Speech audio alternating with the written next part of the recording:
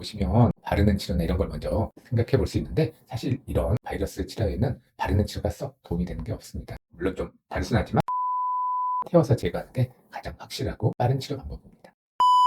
안녕하세요. 피부과 전문의 장은영입니다. 슬슬 더워지고 그러면 생각나는 게 여름 휴가 생각들 할 시기가 왔는데요.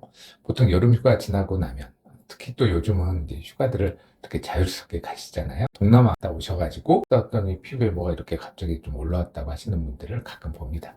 자, 이럴 때 우리가 생각할 수 있는 대표적인 질환, 얼굴이나 목에 뭐가 또들또들 만져지기 시작한다. 특히 얼굴 같은 데는 뭔가 갈색으로 이렇게 조그맣게 올라오고, 목에는 뭐가 잡히는 듯이 뾰족뾰족 뭐가 이렇게 올라왔을 때 우리는 편편사마귀, 쥐젖을 생각해 볼 수 있습니다. 편편사마귀와 쥐젖 어떻게 다른가요? 물론 이제 편편사마귀는 주로 얼굴에 나타나는, 또 몸 다른 부위에 나타나는 대표적인 바이러스 질환이고요.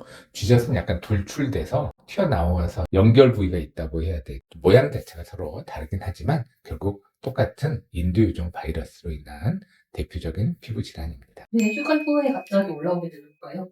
물론 여러 가지 원인이 있겠지만 자외선이라던가 아니면 땀을 좀 많이 흘리거나 여러 가지 요인에 의해서 피부의 진입, 면역력도 감소되고 피부의 장벽 기능도 저하돼서 이렇게 피부에 상처가 쉽게 생기고, 그 틈을 이용해서 바이러스들이 증식했다고 볼 수 있습니다. 물론 휴가철뿐만 아니고 면역 상태가 밸런스가 깨지는 대표적인 게 뭐 임신을 했다던가 이런 때도 쥐젖이나 편편사마귀가 갑자기 확 올라오는 경우가 있습니다. 당황하시고 놀래서 확 번지는 단계에서 굉장히 피부 면역력에 영향을 주기 때문에 가려움증을 유발할 수 있습니다. 그래서 임산부들이 이거 가렵고 이걸 좀 빨리 제거할 수 없냐고 오시는 경우가 있는데, 일단 레이저로 제거라는 건 조금 이제 출산까지 미루는 게 좋습니다. 우리가 레이저 자체가 임신에 영향을 주지는 않지만 혹시라도 레이저를 하고 나서 염증이 생긴다면 약을 먹어야 되거나 바르는 치료를 해야 될 상황이 벌어질 수 있기 때문에 직접적인 그런 레이저 치료는 출산 이후로 미루는 게 좋고, 가려움증을 해소하는 건 요즘은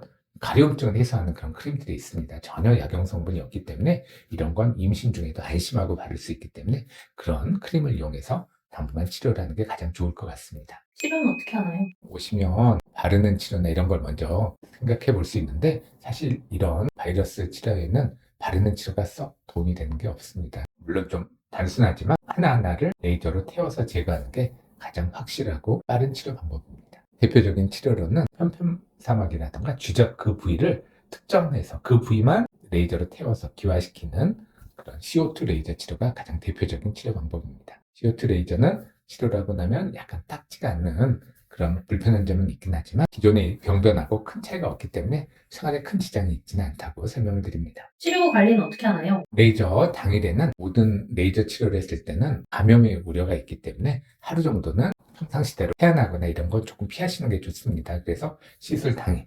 첫날에만 물수건 같은 걸로 가볍게 떠덕떠덕 하는 정도의 세안으로 그날은 충분하고요. 그 다음날부터는 이제 딱지가 어느 정도 형성화되어 있기 때문에 물론 너무 과격한 세안을 하지 않는다면 일반적인 세안은 가능합니다. 치료 후 5일에서 7일 정도 되면 딱지가 떨어지게 됩니다. 경험하다시피 딱지가 떨어질 때 되면 약간 간질간질 하잖아요. 그래서 이럴 때 딱지를 일부러 뗀다던가 상처를 내는 경우는 보이지 않는 미세한 상처가 생기기 때문에 다시 재발의 가능성이 굉장히 큽니다. 그래서 꼭 환자분들한테 허물 벗겨지듯이 벗겨지게 절대 딱지를 일부러 떼지 않게 하는 것을 강조드립니다. 부작용은 없나요? 모든 레이저 치료에서 우리가 항상 생각하는 건 염증 후 색소 침착이라고 하는 딱지가 떨어지고 난 다음에 까뭇까뭇해지는 현상을 말합니다. 모든 레이저를 할 때 우리는 항상 고려를 해야 되는데요. 이런 CO2 레이저도 마찬가지. 그런 부작용을 예방하기 위해서 그걸 예방할 수 있는 먹는 약이라든가 바르는 연고를 사용을 함으로써 부작용의 확률을 대폭 낮추고 있습니다. 이상 오늘은